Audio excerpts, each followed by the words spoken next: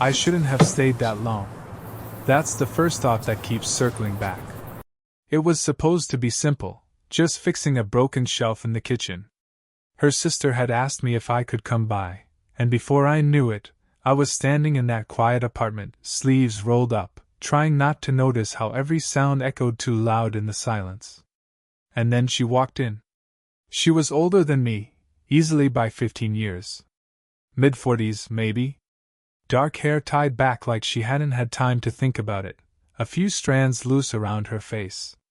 No makeup, not that she needed it. She looked at me like she wasn't sure why I was there. "You're helping with that shelf?" she asked, half skeptical, half tired. "Yeah," I said too quickly. "Your sister asked me to." She nodded slow. Didn't smile. But she didn't leave, either. She just leaned against the counter and folded her arms like she was testing me. And suddenly, the shelf wasn't just a shelf, it was an exam I didn't want to fail. The apartment was too warm. I could hear the hum of the refrigerator, the faint ticking of a wall clock, my own breathing heavier than it should have been. I kept my head down, screwing in the last bracket, pretending I wasn't aware of her eyes on me.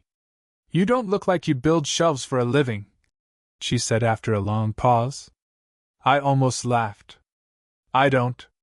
I just help when I can." Just that sound, low and thoughtful.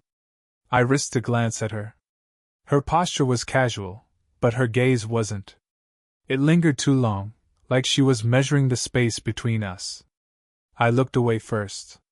When the job was done, I brushed the dust from my hands, but I didn't leave right away. I don't know why. Maybe it was the way she kept standing there, like she expected me to stay. "You want some water?" she asked suddenly. "Sure," I said, though my throat was fine. She poured it into a glass and slid it across the counter. Our fingers didn't touch, but they almost did. The space between them felt heavier than it should have. "Thanks," I murmured. She tilted her head, studying me again. "You're younger than her usual friends." The glass was cool against my palm, but it didn't stop the heat crawling up my neck. "I guess I am." Silence settled, thick and uneasy, but not uncomfortable, not exactly. The kind of silence that holds too much. I could hear her shift slightly, the fabric of her sweater brushing against itself. I kept my eyes on the water, not trusting myself to look up. Then, barely audible, almost like she didn't mean to say it aloud, she whispered, "You shouldn't stay too long." Her voice wasn't cold. It wasn't a warning, not really. More like a confession she regretted the second it left her mouth. And that's when it happened, the smallest thing, but enough to stop me breathing. She reached past me for the dish towel on the counter, and her hand grazed mine. Not an accident. Not fully intentional either. Just enough. I looked up. She froze. For a second, either of us moved. Her eyes were softer now, not guarded the way they had been. The kind of look that pulls something out of you before you're ready to give it. And then footsteps sounded in the hallway, her younger sister returning. She pulled her hand back fast, but the air between us had already changed. And I knew, without knowing why, that I wasn't leaving yet. I kept telling myself it was nothing. Just a brush of the hand, a slip in the air. But my chest hadn't settled since she pulled back. Her younger sister moved around the apartment, humming to herself, not noticing the storm in the kitchen. I tried to act normal, sipping the water like I wasn't memorizing the way her sweater sleeve was rolled halfway, the faint line of tiredness beneath her eyes. I shouldn't have noticed those things. I shouldn't have cared. But I did. She avoided looking at me now, busying herself with folding the dish towel, then refolding it as if it needed to be straighter. It was the kind of restless gesture that gave her away more than her words ever could. I cleared my throat. "Shelf should be good now. Won't fall again." She nodded, still not meeting my eyes. "Thanks. My sister, she never remembers to fix things. Always leaves it for someone else." Her tone wasn't sharp, just weary. Like she carried more than she wanted to admit. You do a lot for her, don't you? I asked without thinking. That made her pause. She finally looked at me, and there was something in her gaze I hadn't seen before, something raw. Too much, maybe? She gave a half smile, but it didn't reach her eyes. I didn't push. But the silence that followed was heavier than before. It wasn't just attraction hanging between us now, it was something closer to confession. I glanced at the clock on the wall. Late. Too late. I should have said goodnight. I should have left. Instead, I found myself asking, "You okay?" It slipped out softer than I meant it to, like it wasn't just a question but an invitation. Her lips parted, as if she wanted to say something real, something unguarded. But then footsteps again, her sister passing through with her phone in hand, muttering something about a call she had to take. The moment broke before it began. Still, she didn't move away from me. Her voice lowered, almost cautious. "It's been a long few months. That's all." She didn't explain. Didn't have to. The heaviness in her tone filled in the blanks. I should have nodded and let it go. But instead, I noticed the faint tremor in her fingers where they rested on the counter. And the fact that, though the room was warm, she rubbed her arms as if she couldn't get comfortable. The thought hit me hard. She wasn't untouchable. She wasn't some polished, untouchable figure. She was human. Tired. Carrying weight she didn't share. And that realization pulled me closer than I wanted to admit. I placed the glass down, forcing a casual tone. "If you ever need help with anything else..." She cut me off, her hand brushing my arm lightly. "Don't." Not harsh. Not final. More like, afraid. I froze, every nerve alive where her fingers had been. She looked at me then, really looked, and whispered, "Stay a little longer." And for the first time all night, I couldn't tell if it was me she was afraid of, or herself. I told myself I was only staying because she asked. That was the lie I clung to. But the truth was, I didn't want to leave. The apartment had gone quiet again. Her sister was still on the phone in the other room, her voice muffled by a closed door. It was just the two of us in the kitchen, the hum of the refrigerator filling the silence we didn't dare break. She leaned against the counter, arms folded, but her body wasn't relaxed. Her fingers tapped against her sleeve, restless. I sat on the stool by the counter, pretending to check my phone, though the screen blurred in front of me. I could feel her watching me. Not openly, more like she was stealing glances she hoped I wouldn't notice. And then she spoke. "You're different from the guys your age." It wasn't a compliment. Not exactly. Her tone was caught somewhere between curiosity and caution. I swallowed. "Different how?" Her eyes flicked away, then back again. "You listen. You pay attention. Most people don't." That landed heavier than it should have. I didn't know what to say, so I stayed quiet. Maybe too quiet. She let out a faint laugh, but it cracked halfway. "Don't look at me like that." "Like what?" My voice was lower now. "Like you see more than I want you to." The words hung between us, too sharp, too close to something neither of us had named. I opened my mouth to answer, but before I could, her phone buzzed on the counter. We both flinched. The name on the screen flashed before she could silence it. A man's name. Her jaw tightened, and she flipped the phone face down, letting it ring until it stopped. I wanted to ask. I didn't. But her silence spoke louder than anything. Whoever it was, he mattered. Or had mattered. And now, for some reason, she couldn't face him. I tried to pull back then. I told myself, this isn't your place. She's older, she's complicated, she's someone you should respect enough to step away from. So I forced myself to say, I should probably go. She looked at me sharply, almost panicked. No. She caught herself, softening. I mean, it's late. The buses don't run as often. You can wait. Just for a bit. Her words tangled, like she was contradicting herself. Stay. Go. Stay. I nodded slowly, though my pulse was hammering. And then the smallest thing tipped everything again. She reached for the glass I'd left, her hand brushing mine. Not an accident this time. We both froze. Her breath hitched. I should have pulled away. I didn't. For one suspended second, either of us moved, the space between us thinning to nothing. And then, a sharp knock rattled the apartment door. We jumped apart. Her sister's voice called from the hallway. Are you still in the kitchen? She pressed a hand to her chest, like she needed to steady herself. I stood, pretending I hadn't just been on the edge of crossing a line I couldn't uncross.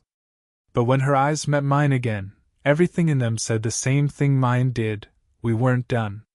The knock at the door faded, and her sister's footsteps moved down the hall again. But the damage was already done. We'd been caught in something we couldn't explain, even if no one had actually seen it. She exhaled slowly, her hand still pressed against her chest. I couldn't stop staring at her fingers, the way they trembled as though her own body was betraying her. I don't know what I'm doing, she whispered, mostly to herself. I should have let her have the space, but the words scraped at me. Then why ask me to stay? Her eyes darted to mine. For once, there was no guard, no practice distance. Just the kind of honesty people usually swallow before it slips out. Because, she paused, lips parting like the rest of the sentence might burn if she said it. Because I don't want to be alone tonight. It hit harder than I expected. Not the words themselves, but the way she said them, fragile, almost ashamed, like she hated needing anything at all. I felt my throat tighten. You're not alone. Silence stretched between us, thick, fragile, dangerous. She stepped closer, not much, but enough to close the space into something charged. My heart hammered so loud I was sure she could hear it. I shouldn't, she murmured, shaking her head. But she didn't move back. I wanted to tell her she was right. That this was too much, too soon, too wrong. But instead, what came out was, "Then why aren't you stopping?" The question landed between us like a match on dry ground. Her breath caught. My hands clenched uselessly at my sides, because every instinct screamed to reach for her, and every ounce of sense told me not to. She looked at me then, really looked, and for the first time, I saw her age not as distance, but as weight. Years of decisions, regrets, what-ifs. And me, standing here, too young to carry them but unable to walk away. "I'm not who you think I am," she said finally, voice breaking just enough to make my chest ache. "Then tell me who you are." I shot back, softer than I meant. Her lips trembled. She reached for the counter, as if she needed something steady to hold on to. "Someone who's made mistakes." I swallowed hard. "So have I." She gave a broken laugh. "Not like mine." For a long moment either of us spoke. The clock ticked in the background. The refrigerator hummed. My pulse thudded in my ears. Then, almost without realizing it, I stepped closer. Close enough that the air between us felt alive. Her eyes flicked to my mouth, then back to my eyes. She didn't move away. And in the silence that followed, she whispered one word, low, questioning, dangerous.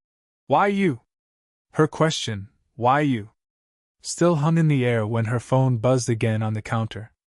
Same name flashing on the screen. Same sharp jolt through her posture. This time, she didn't ignore it. She grabbed the phone, silenced it, and pressed it face down with a force that felt closer to anger than anything else. I stayed quiet, waiting. Finally, she spoke, her voice low and unsteady. "That was my husband." The word hit like a stone in water, small, but heavy enough to ripple everything around it. I blinked. "Your husband?" She gave a bitter laugh. "Separated. Almost a year. He still thinks if he calls enough times I'll forgive him." Like I haven't already forgiven him 100 times before. I searched her face, but she wouldn't meet my eyes. Her hand gripped the counter, knuckles pale. I didn't want you to know.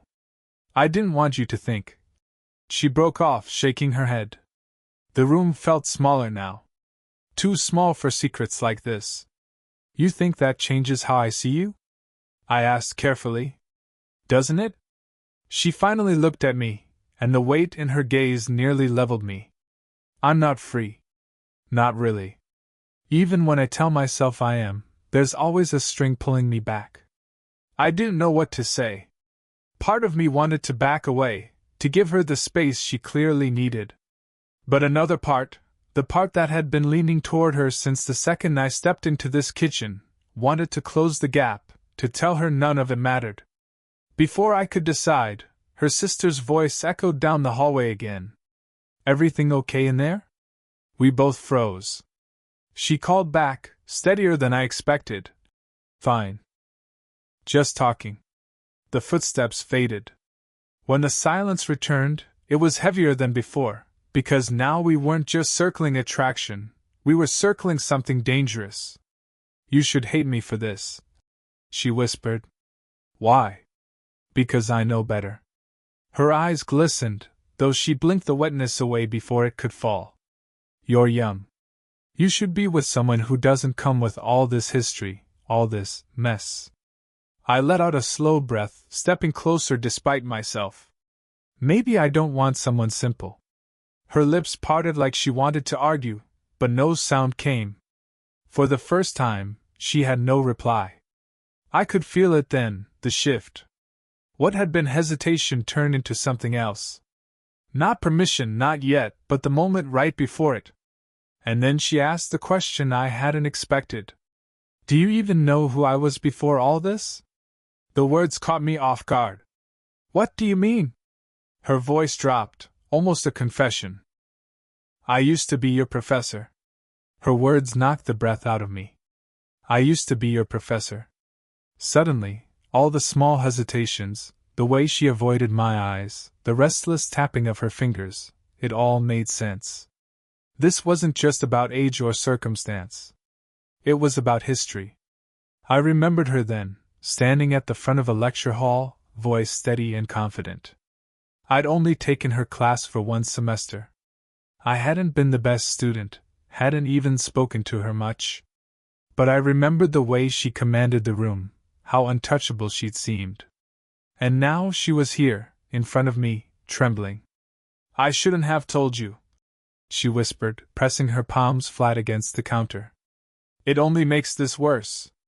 I stepped closer before I could stop myself. It doesn't change anything. Her laugh was brittle, humorless. Doesn't it? I taught you. I graded your papers. And now, she broke off, shaking her head. Now I'm standing here, letting this get too close. Her voice cracked on the last word. I couldn't keep the distance anymore. It's already too close. The words left me before I could think better of them. And once they were out, I didn't want to take them back. She looked at me, really looked, like she was searching for the boy she remembered in that classroom and finding someone else entirely. Her lips trembled, her eyes glassy. I don't know how to do this, she admitted. I don't know how to want something I'm not supposed to want. That broke something in me. I reached for her hand, slowly, giving her every chance to pull away. When my fingers brushed hers, she flinched, but she didn't move. Instead, her hand curled into mine, tentative but certain. We stood like that, the silence between us louder than any words. You think this is a mistake? I murmured. Her jaw tightened. Of course it's a mistake. Then why does it feel right? Her breath itched, her grip tightening just slightly. She didn't answer. Maybe she couldn't. And in that silence, I realized it wasn't about logic, or rules, or what anyone else would think. It was about the way she exhaled like she'd been holding her breath for months, and the way my chest finally stopped aching when she was this close. I leaned in, just enough that I could feel her breath against my skin. Not a kiss, not yet, but the moment before one stretched unbearably thin. She closed her eyes. Tell me this ends tonight. I shook my head, my voice breaking. I can't. Her eyes opened then, wet but steady. And instead of pulling back, she let her forehead rest against mine. For the first time, either of us pretended anymore. And in that fragile, dangerous closeness, the truth was clear: whatever happened next, either of us could go back. Her forehead rested against mine, and for a long, trembling moment, either of us spoke. The refrigerator hummed, the clock ticked, her sister's muffled voice floated from the other room, and all of it felt distant, as if the world had stepped back to watch what we would do next. She was the one to pull away first. Slowly. Her hand slipped from mine, but not far.